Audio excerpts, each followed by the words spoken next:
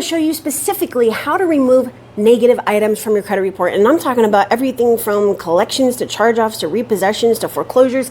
Anything that is on your credit report that you need to get removed, we're going to look at that right now. Okay, so I'm going to make this a little bit bigger and we're going to go start with collections. Okay, and I am recording my screen on my phone, so I apologize if it's a little bit blurry, but we're going to go over these together. All right, so the very first thing that you can say is this account is unknown. Why would you do that? Well, let me explain it to you. You want to place the burden of proof on the bureaus and the collectors, and you don't want to say, well, I know what this collection is. No, you want to say, I don't know what this is.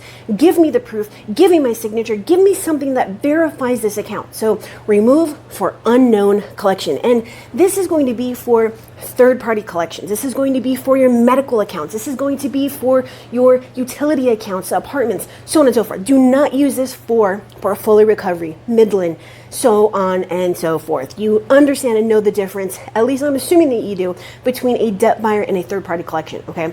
Now your next round can say, how did you verify this? Okay, I notified you that this account is unknown. How did you verify this without documentation? Because if you had the documentation, you would have given it to me, right? Now, you can go method of collection verification. What was the method of your verification, right? Very straightforward. Proof of collection validation. That would be the next one.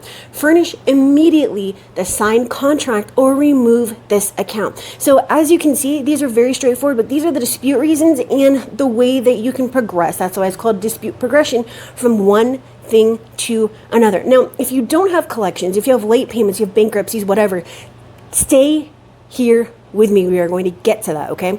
Now you can see that the collector did not verify, right? The collector did not validate. They did not send anything, because if they had, you would have furnished the documentation. Again, then possibly you could use section 609, and if it doesn't come off by then, now you need to go factual. What is factual? Well, that's a great question.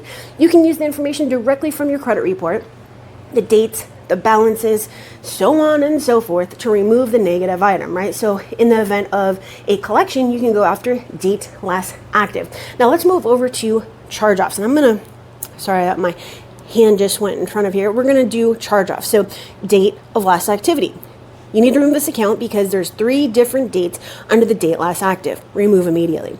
Your next round is, how is this account accurate when the date of last activity shows 3 different dates? And I believe that was supposed to be date of last payment, okay? Because we start with, normally at the top of the pyramid, we're going to start with date last active and then go to date last paid. Now you can go method of verification. Now your reason is not going to be the method of verification. Your letter is going to state method of verification, and then your actual reason is going to be factual. Now your next one, proof of validation. You can possibly use this, but you're going to use this in your actual paragraph, and then in the dispute reason, you're going to use factual. So failure to enter the required notice of dispute, different dates, different balances, the payment history, keep going over and over and over, right? That's the way that we do this. So when you're seeing something, that proof of validation, when you're seeing method of verification, that is not the reason. That goes in your couple of sentences at the top of your letter, okay? Late payments after charge-off. This is a big one. If you did not pay the account, you are going to see that they report charge-off, charge-off, charge-off, charge-off, charge-off, and they should not be doing that, okay? Remove immediately due to the fact that there are late payments after the close date, all right? That shouldn't be there. Violation for continued reporting of late payments after charge-off. You're in violation by continuing to report this unverified and inaccurate account. Then you can go after date of status, date last reported. Date of status shows that you didn't investigate this account. Remove immediately, because if they had the date last reported, the date of status would have changed to be when they verified the account. Proof of investigation, independent investigation. Now, if you don't know what that really refers to, if you go back to Cushman versus TransUnion from 1997, congressional opinion was that the bureaus have to go beyond the original source of information to ascertain that the account is correct. And this means doing an independent investigation. So send me proof that you did an independent investigation to begin with. Otherwise, remove this account. Monthly payment on a closed account, that should not be there. How is there a monthly payment reported on a closed account? Balance, wrong balance. Past due, wrong past due. All right. Now let's go over to late payments. And this is pretty straightforward. I was never late. You didn't verify the late payment. How did you verify the late payment? If you did, then you would have bank records or transaction proof, and you don't. Unless you send me the bank records and transactions and whatever belonging to the actual furnisher that would prove when I paid or did not pay on time, then guess what? You need to remove this late payment from my credit report, okay? Proof of investigation, method of verification, proof of validation. Now let's go over to bankruptcy. Court name, filing date, method of bankruptcy verification, proof of validation, copy of petition, failure to verify, correct, or remove. Due to the fact that you failed to verify, correct, or remove, per FCRA regulations and requirements, you need to remove this account immediately. And yes, there is a car going past. Section 603, I did not provide my permission for this account to report on my credit file pursuant to Section 603. You need to remove this immediately. Now, let's go over to judgments and tax liens, and I'm going to make this just a little bit bigger.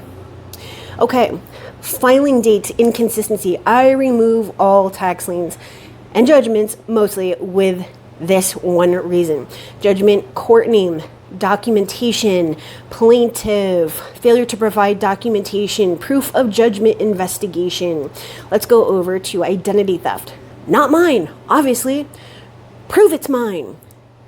Where's the documentation to prove it's mine? Creditor, dispute directly with them using the 623 dispute, and then go over to CFPB, AG, BBB, and FTC complaints, proof of investigation for identity theft, proof of verification for identity theft, proof of validation for identity theft, and violation for failure to do all of those. And lastly, we have inquiries. All right, unknown inquiry, obviously. Proof of signature, they're not going to have it.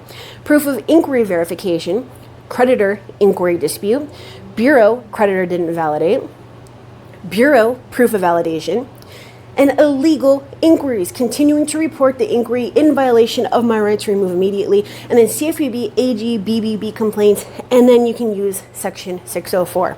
So if you want to see this yourself and go through this, I'm going to post a link, at least I believe I'm going to, down in the description, and you can go check it out yourself. But as far as this goes, this was the dispute progression for dispute reasons for factual-based disputes to remove anything from your credit report, collections, foreclosures, repossessions, bankruptcy, collections, so on and so forth. And guess what? This is using the credit sweep factual-based dispute method, all right? It's all about finding the facts on the credit report and using them, leveraging them to get your results, all right? So anyways, I hope you have a great day. If you need me, post it down in the comments. If you want to see if I can take over your file and do it for you, then head over to my740.com, schedule a call with me, and I will see if I can help. But that is it for today, my little talking head video. I'm going to see you later, and that's it. Bye.